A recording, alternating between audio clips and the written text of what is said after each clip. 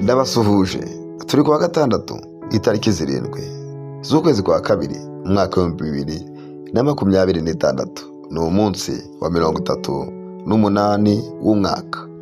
Iri mfasha ry'umunsi tugeze ku gice cya 472 muri kumwe na Fulgence Mutabaruka. Turaganira ku ijambo rivuga ngo byiganira gukora kuri Yesu. Niyo nsanganyamatsiko tuganiraho.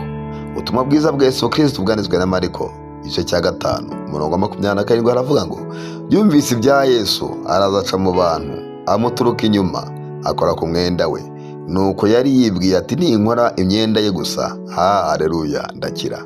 Uwo mwanya isoko y'amaraso irakama amenya mu mubiri we yuko akize cya cyago. Haleluya.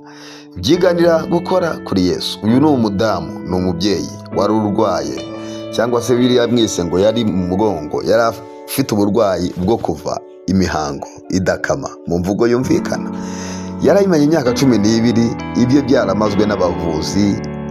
Yagerageje kwivuza ntiyabona igisubizo, ntiyakira. Ariko umunsi umwe yitegereza Yesu, yumva ibya Yesu, aravuga ati umunsi umwe mbonye Yesu nkamukoraho nakira. Kwizera kwe kurazamuka. Umunsi umwe ngo nuko aragenda aca mu bantu, ntita ku magambo abantu bavuga, ntita ku rucanigiro rw'abantu, aragenda aca mu bantu. Muri benshi babyiganaga bavugaga Yesu ariko badafite intego, abacamo aragenda akora kuri Yesu, amateka yarahinduka. Byiganira nawe gukora kuri Yesu.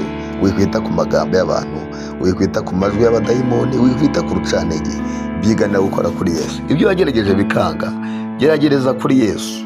Warirwaniriye biranga, ariko uyu munsi wa none izera umwami Yesu. Haleluya. Imana iguhe umugisha mu izina rya Yesu. Segeye mwene data mushoboze kukwizera.